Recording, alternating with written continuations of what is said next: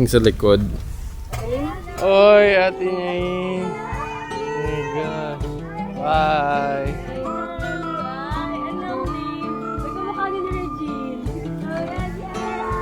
Kumusta po? How are you? Ayos na, no?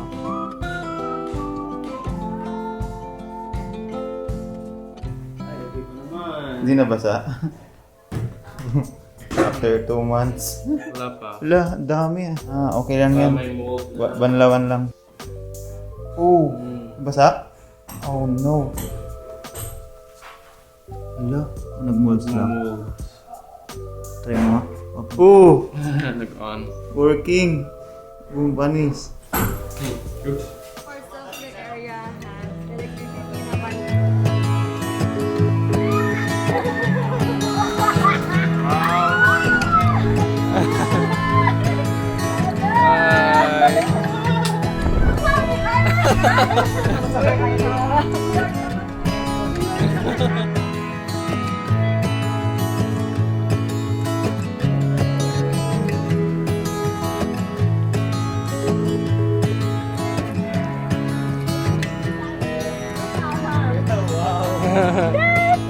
How are you?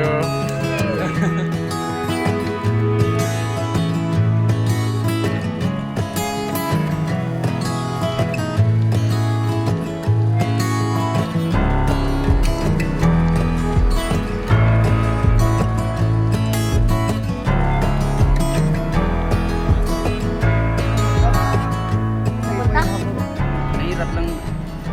From start ulit. Start na naman.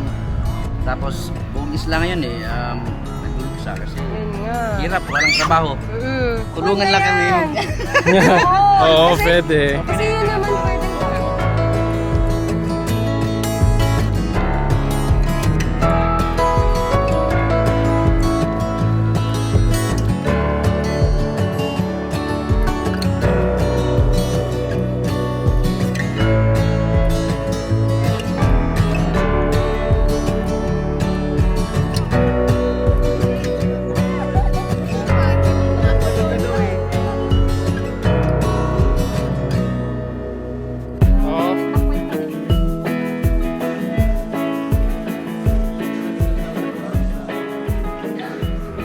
Uy, sunburn ako ah.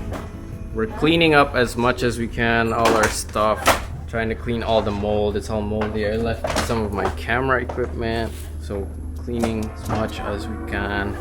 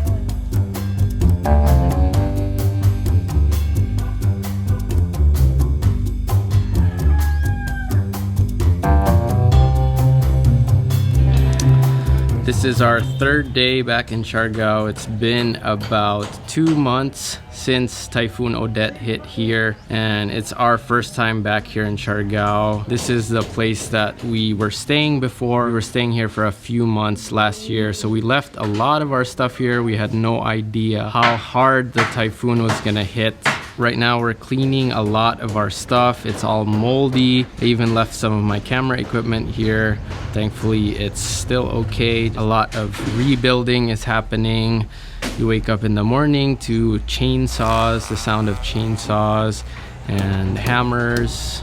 There's a lot of construction. There's a lot of damage, but things are starting to recover slowly, which is nice. There's no electricity yet here in this area where we live in, no water. There are some areas in General Luna that are starting to have electricity. Some of the smaller cities around Siargao too are getting electricity slowly, but they're still repairing the electricity lines. Most of them are damaged. Siargao still needs a lot of help. We're gonna be just going around the island and seeing what's going on and kind of just give a video update of everything.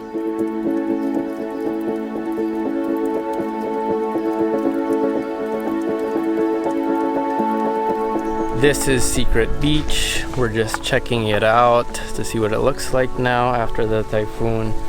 A lot of the rocks came up on the shore, so there's so many rocks around. There wasn't this many rocks before.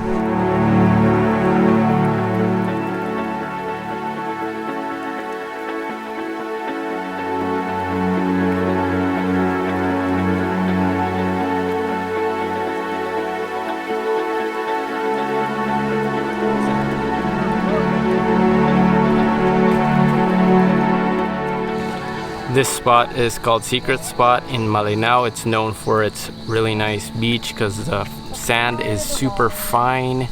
And this part of the beach, it's pretty much untouched by the typhoon. The sand is really nice. This area is so nice to just relax for an afternoon. Definitely still very, very nice. They're enjoying the sand back there. Super fine sand, just like Boracay. I think even more finer than Boracay. Accommodations are rebuilding very fast right now, so if you want to come to Siargao, you still can. Half fry. Chicken ako.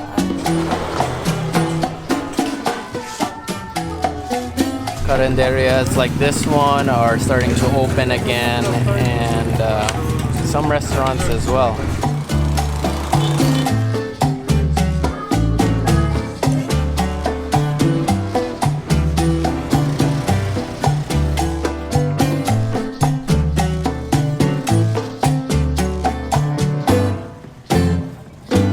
This is the famous Pan de Coco of Siargao. Pan de Coco and Pan de Totoy still operational.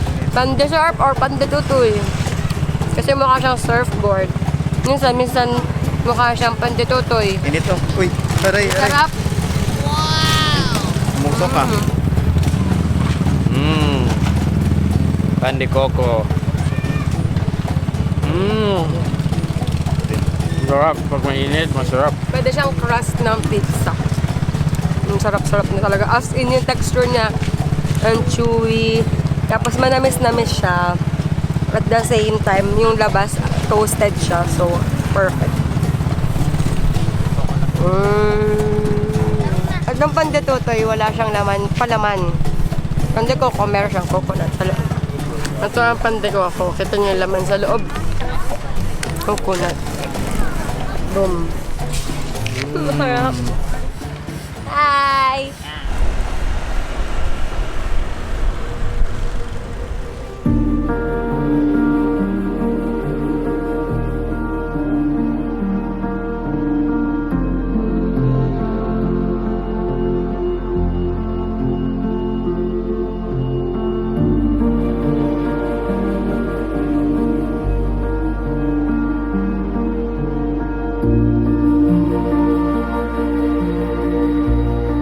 Behind me is what's left of the famous Cloud9 boardwalk and tower viewing decks. Right now they're starting to rebuild it, and it's going to be upgraded to a stronger structure, apparently fiberglass viewing deck. So cool to see it's starting to be rebuilt again. And then over here we have Jacking Horse that way, the other surfing spot. Things are starting to get cleaned out. You can still see the path here going towards Jacking Horse.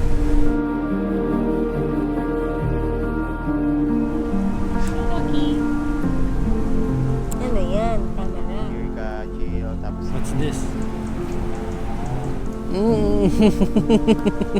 Kain niya yung mukha ko.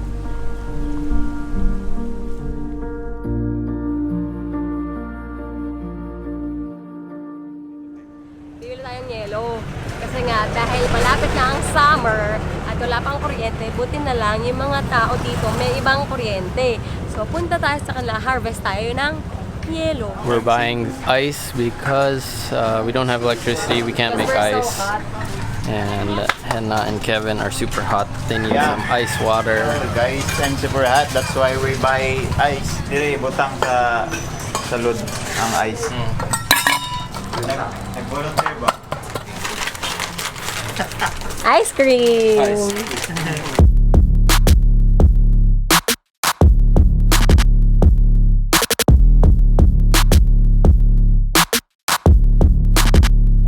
We need to harvest some wood for our fire that we're gonna use to cook. So that's what we're up to right now. We're gonna go get some wood. Ano ba ang kahoy? Wood! Kasi... Ano yan, Tabs? Starter ba?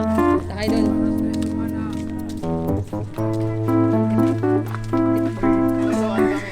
Luto-lutoan kami daw. Ano yan? Bye!